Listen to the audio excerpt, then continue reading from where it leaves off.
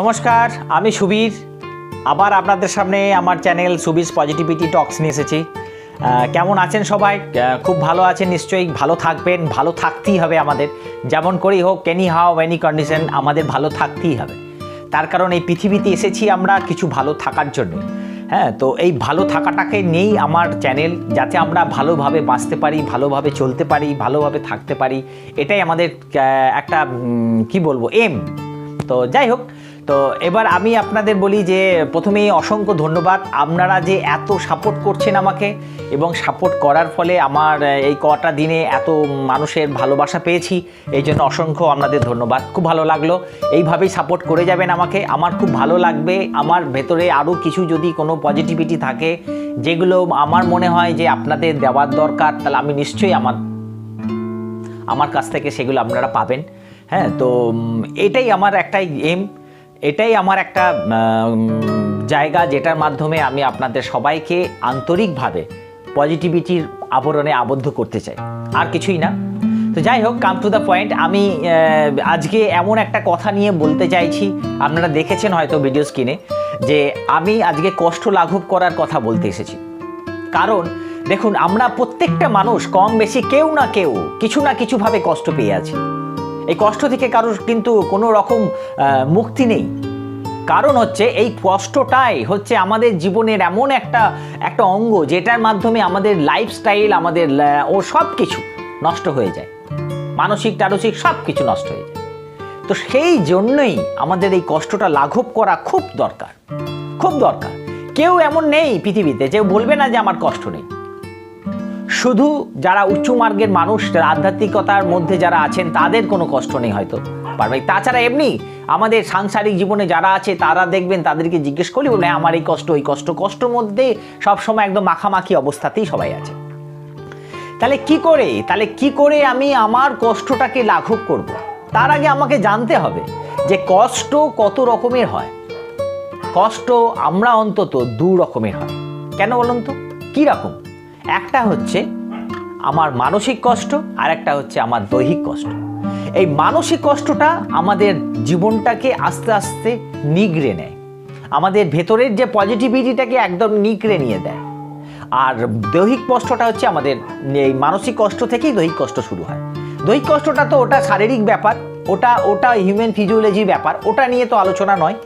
আজকে আমি শুধু আপনার সঙ্গে আলোচনা করছি যেটা হচ্ছে যে মানসিক কষ্টটা কিভাবে নিজেদের ভেতর থেকে আমরা লাঘব করতে পারি আস্তে আস্তে। হ্যাঁ, সমাধান আছে বই কি, পৃথিবীতে এমন কিছু নেই যার কোনো সমাধান নেই। আপনারা সেটা বিশ্বাস করেন আমি জানি। কারণ হচ্ছে যে দেখবেন আজকে যাই কোনো প্রবলেম এসেছে, আজকে যে এই ধরুন কোভিডতে এই বিভিন্ন রকম যে প্যান্ডামিক সিচুয়েশনগুলো আমাদের আসছে, তার তো সলিউশন বেরিয়ে আসছে। তো যে কোনো সিচুয়েশনে সলিউশন বেরিয়ে আসছে, সলিউশন আছে, এই প্রকৃতির মধ্যেই সব সমাহিত হয়ে আছে। কিন্তু ওখান থেকে খুঁজে বার করাটাই হচ্ছে আমাদের কাজ। এক্স্যাক্টলি সেটাই, যে আমাদেরও এই যে মনের কষ্টটা যে প্রত্যেকটা মানুষের পায়, ওখান থেকেও কিন্তু বেরোয় আসার আমাদের পথ আছে। আমরা হয়তো সবাই জানি না, সেই জন্যই হয়তো আমাদের কষ্টটা সব সময় মেনটেনেন্স করে যেতে হয়। তাই জন্যেই আমি আপনাদের আজকে এসেছি যে বোঝাতে, যে কিভাবে আমরা নিজের মনের কষ্টটাকে লাঘব করব। একটাই জিনিস থেকে আমি লাঘব হতে পারি। কি বলুন তো? সেটা হচ্ছে আমি কখনোই কারুর কাছ থেকে কিছু আশা করব না। আশা, কিছু এক্সপেকটেশন ইংরেজিতে বলছে, যেটা কোনো কিছু আশা করবেন না কারুর কাছে, তাহলে কষ্ট পাবেন না। একদম ঠিক কথা। এটা মনে হচ্ছে কেমন? একটু ভেবে দেখবেন না, আপনি নিজেকে একটু সময় দিয়ে দেখুন।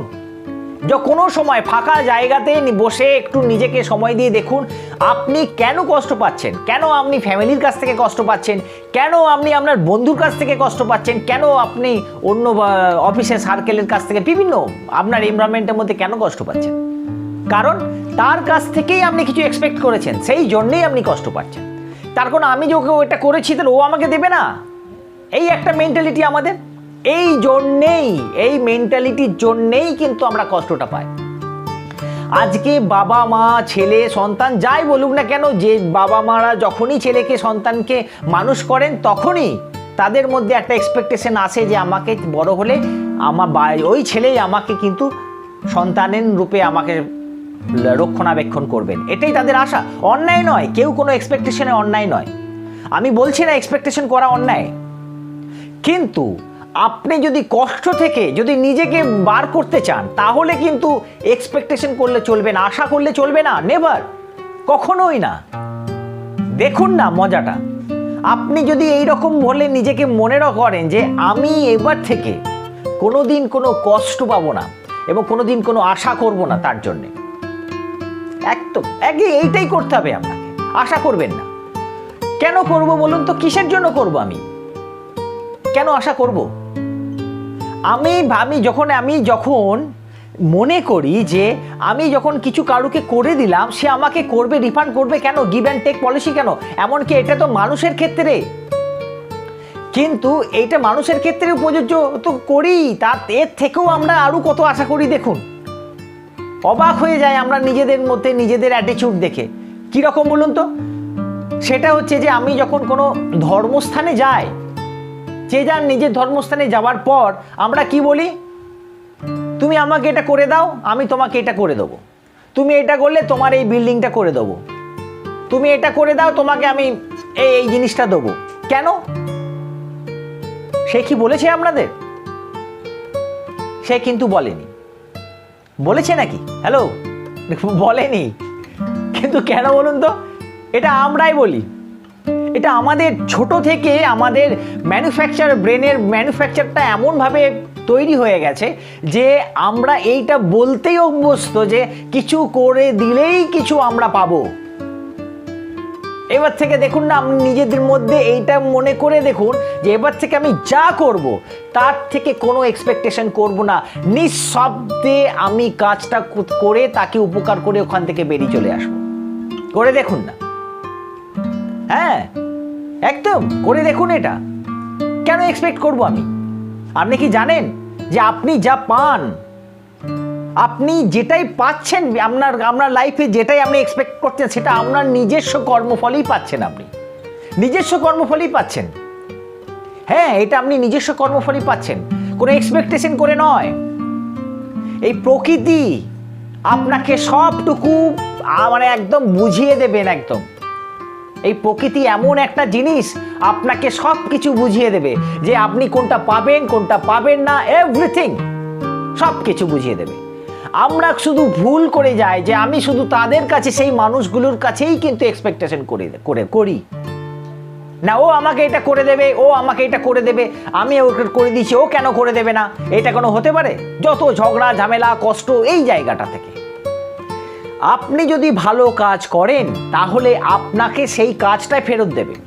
ধরুন সাপোজ আমি বললাম, আপনার ছেলে মেয়েকে আপনি মানুষ করলেন, মানুষ করার পর আপনি ভাবছেন যে না, আমাকে কেউ ওরাই আমাকে দেখবে। কেন? আপনার বুড়ো বয়সে আপনাকে লালন পালন করার জন্যই তো আপনি এরকম এক্সপেকটেশন করছেন, কিন্তু না, এরকম করবেন না। আপনার যদি কর্মফল ভালো হয়, তাহলে আপনার বুড়ো বয়সে দেখার যে চিন্তা ভাবনা কেউ না কেউ দেখবেই, বিলিভ মি, দেখবেই। এইটাই প্রকৃতির নিয়ম। সেটা আপনার ছেলে হতে পারে, সেটা আপনার কর্মটাই আপনাকে রিফান্ডেবল সব কিছু। হয়তো ওই আপনার ছেলের কাছ থেকে রিফান্ড পাবেন না, কিন্তু অন্য কেউ এসে আপনাকে লালন পালন করে দিয়ে চলে যাবে, ম্যাজিক, যদি আপনি অনেস্টলি। কিন্তু ওটা পেতে গেলে আপনাকে আশা করলে হবে না। আপনি যদি কোনো কাজ আশা নিয়ে করেন তাহলে কিন্তু আপনি রিফান্ডেবল নয়, নো রিফান্ডেবল। এটা কোনো ডিসকাউন্ট নেই, কোনো চৈত্র মাসে সেল নয়। এটা হচ্ছে লাইফ, এটা আমাদের জীবন। এই জীবনটাকে যদি নিঃস্বার্থভাবে যদি আমি পরিচালনা করতে পারি তাহলে নিঃস্বার্থভাবেই আমি সব কিছু পেতে পারি। বিশ্বাস করুন, পাবেন আপনি। এটাই প্রকৃতির নিয়ম। আপনি যেটাই আশা করবেন, আপনি আশা করে করবেন, মানে কোথাও একটা লোভ, তাই তো? একটু অন্যরকম ভাষায় বলতে গেলে কোথাও একটা লোভের জন্যই তো আপনি এই কাজটা করছেন। আমি ওটা করে দিচ্ছি ওর কাছ থেকে লোভের জন্য। কোথাও যদি লোভ আপনার এখানে ইনভলভ হয়ে যায় তাহলে কিন্তু সেইখান থেকে আপনি কিন্তু ভালো কিছু এক্সপেক্ট করতে পারেন না, পাবেন না সেখান থেকে। তাহলে আমাকে যদি ভালো কিছু পেতে হয় তাহলে নিঃস্বার্থভাবে করে যেতে হবে। এবং আপনি যদি এক গুণ যদি কাজ করে যান নিঃস্বার্থভাবে, বিশ্বাস করুন, এটা আমার কথা নয়, অনেক অনেক জ্ঞানী জ্ঞানী মানুষ বলে গেছেন, অনেক জ্ঞানী জ্ঞানী মানুষ বলে গেছেন যে আমরা যদি নিঃস্বার্থভাবে কোনো কিছু করি, প্রকৃতি আমাদেরকে ঢালাও তার থেকে 10 গুণ বেশি দিয়ে দেন, 10 গুণ বেশি দিয়ে দেন। তাহলে আমি কেন ফালতু কষ্ট পেয়ে যাব? কেন আমি কোনো কিছু এক্সপেক্ট করবো কোনো কারুর কিছু কাছ থেকে? একদম নীরবে আস্তে আস্তে সেই জন্য বুঝতেই না পারে আপনি তাকে উপকার করে দিয়ে চলে যান।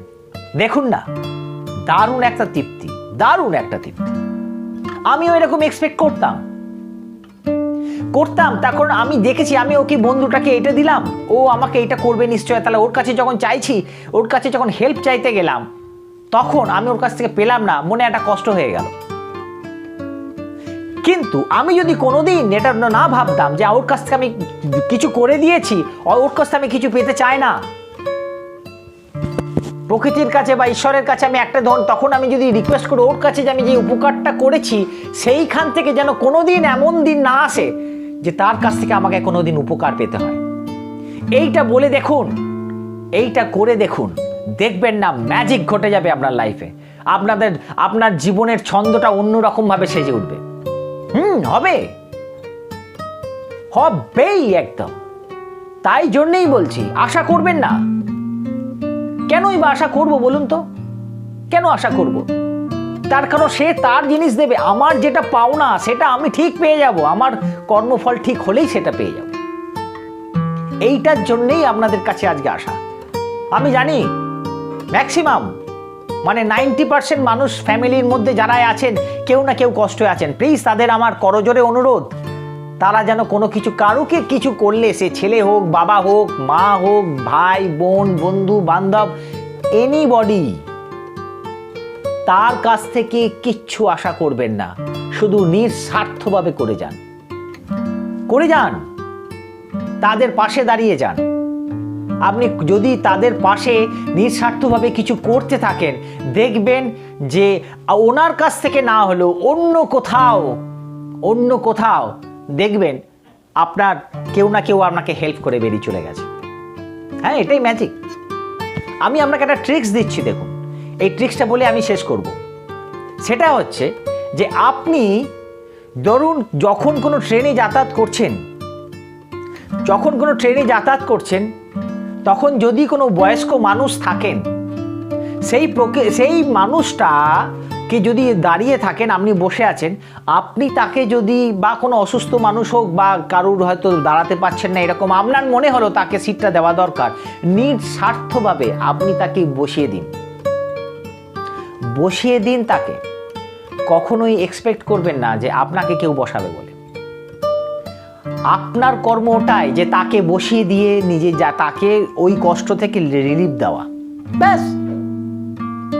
দিয়ে দেখবেন আপনার জীবনে হয়েছে কিনা আমি জানি না, যদি আপনি এরকম সিট দিয়ে থাকেন, দেখবেন কোনো একদিন ট্রেনে যেতে যেতে যখন খুব ভিড়, আপনার শারীরিক অবস্থা খুব একটা ভালো লাগছে না, তখন কেউ আপনাকে বলবে, দাদা আপনি সাইডে এসে বসুন না, একটু বসুন আপনি, বা আপনাকে ডেকে জায়গাটা দেবে। ওই মানুষটা না দিলেও অন্য কেউ কিন্তু দেবে আপনাকে। কেন বলুন তো? এটা প্রকৃতি আপনি যতটুকু করেছেন তার 10 গুণ ফেরত দেওয়ার জন্য সে 2 হাত বাড়িয়ে আছে, শুধু আমরা নিতে পারি না, শুধু লোভের জন্য। তো প্লিজ আজ থেকে শুধু একটা কথাই বলবেন যে আমরা এবার থেকে কোনোদিন কারুর কাছ থেকে যাই করি না কেন, উপকার করি হোক, যাই করি না কেন, কোনোদিন কিন্তু আমরা বলবো না যে কোনো আশা করব না তার কাছ থেকে। এটাই কিন্তু আমাদের মন্ত্র হতে পারে, আমাদের ভালো থাকার একটা দারুণ মন্ত্র। আশা করবেন না প্লিজ। আবার আসবো আমি নতুন একটা টপিকস নিয়ে। তো এইখানেই আমি আমার কথা শেষ করলাম। ভালো থাকবেন, সুন্দর থাকবেন। নমস্কার। আমরা আবার চলে এসেছি। আপনারা সবাই ভালো আছেন তো? আমরাও ভালো আছি। আপনারা অবশ্যই ভালো থাকবেন। আপনারা আমাদের অনেক সাপোর্ট করছেন, তাই জন্য অনেক ধন্যবাদ। আপনারা এইভাবে আমাদের পাশে থাকবেন। আমাদের অনুরোধ, আর যারা এখনো সাবস্ক্রাইব করেনি তারা অবশ্যই যারা সাবস্ক্রাইব করে দেবেন এবং লাইক কমেন্ট শেয়ারও করে দেবেন এবং অল নোটিফিকেশনটা প্লিজ অল করে দেন। বাই।